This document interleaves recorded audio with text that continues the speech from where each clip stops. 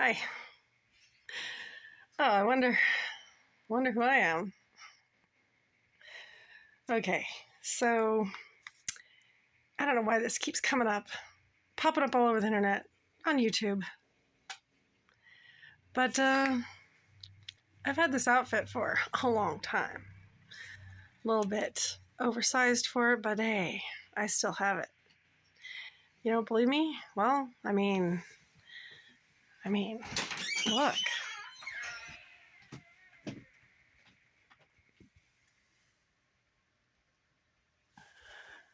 See, I've had this outfit for a long time. Anyway, you might know me as Lisa Simsdotter. Can't use that word because copyright, right? But I have a GoFundMe, and I'm very serious about this. There's lots of things about what's going on that, you know, like we're all kind of fed up, right? Oh, I'll F this so you can see I'm human. I mean, there's more to this than just the beads and the purple jacket, right? Lots more. And for a long time, I've not been a real big fan of the cartoon because it keeps going into a zone where it's too close to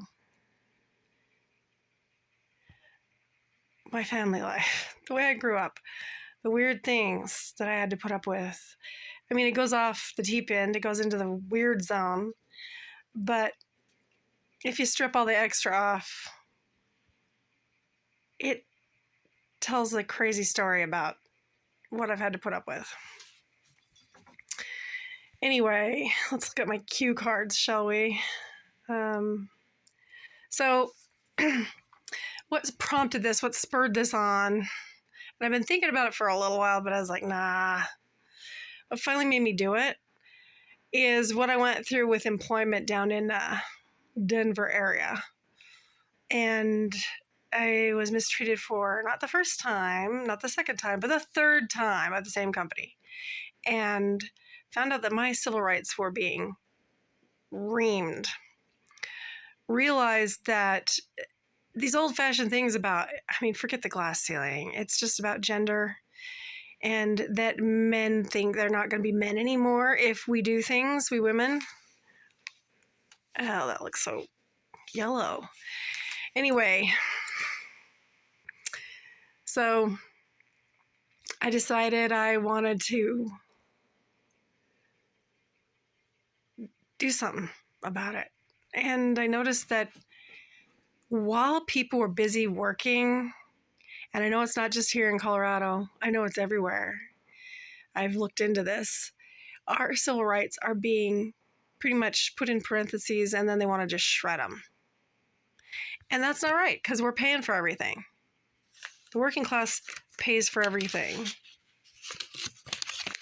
So let's see. And try to get legal help. Well, there's nothing.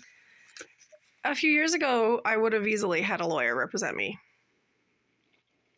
Now, they've got new rules, and they didn't ask us. But the school college debt thing, that's bothering me.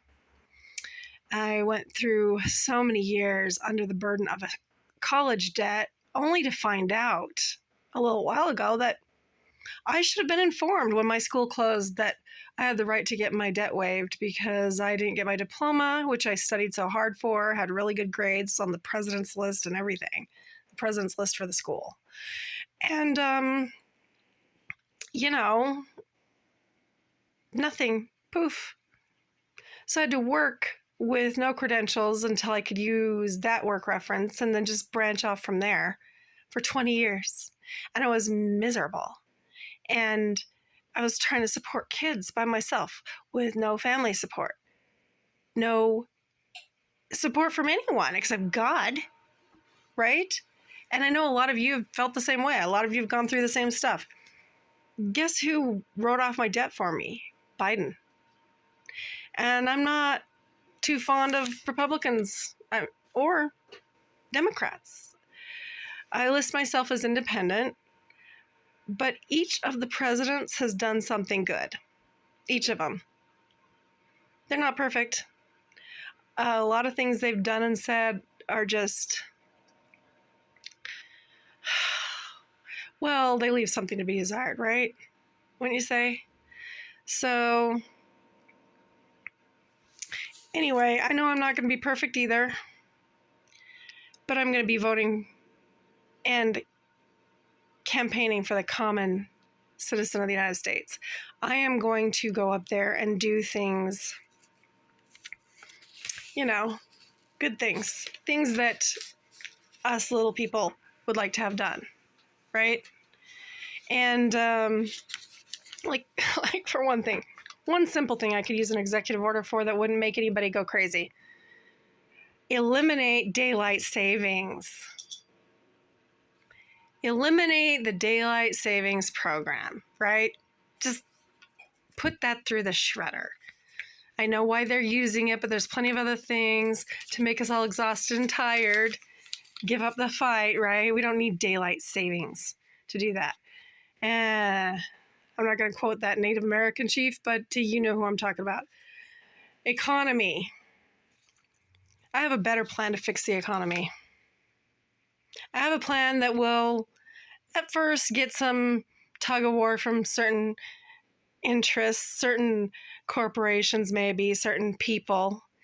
But in the end, they're going to thank me because it leaves them free to not worry about the interest bubble going boom on everyone. Can I just take these off? Okay. I think I made my point. Everybody knows Lisa Simpson has ridiculously huge eyelashes that's always been drawn in. And I honestly used to have real lashes like this. It used to irritate me because I'd be in a job interview and they'd be like, are you even old enough? Well, yes. How's that for regular working class? I just smeared it off. Pardon me, but all I had was, Halloween hairspray.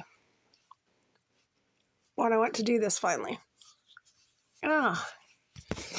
Hey, I'm in my living room and not by any water. Let's just go with it, shall we? It's better than the orange man, right?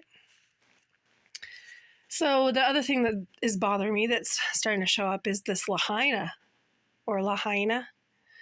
situation. And I'm telling you, I know what it is. Or I'm pretty sure of what it is.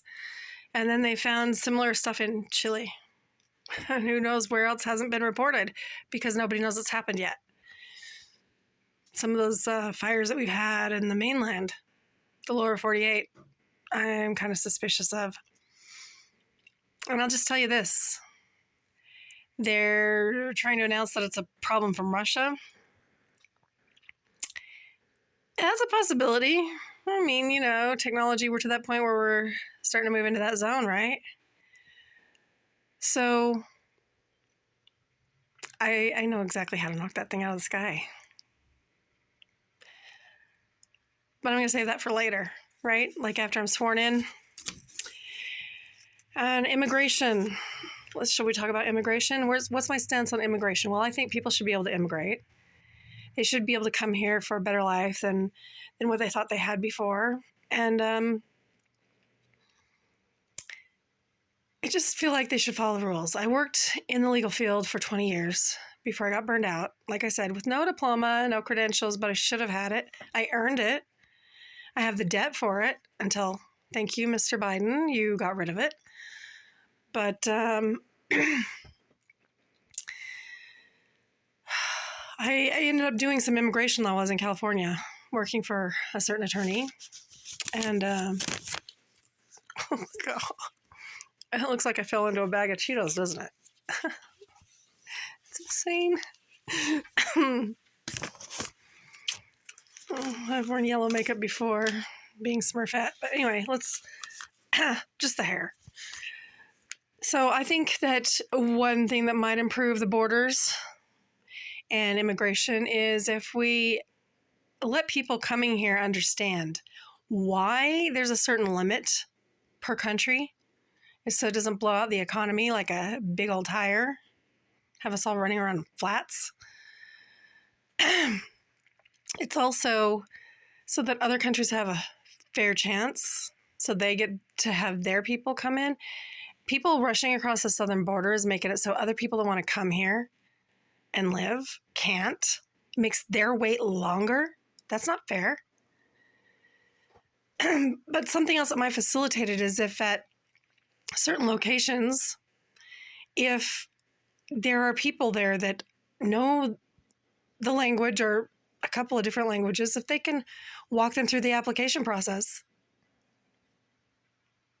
If maybe there's some kind of temporary setup while they wait. And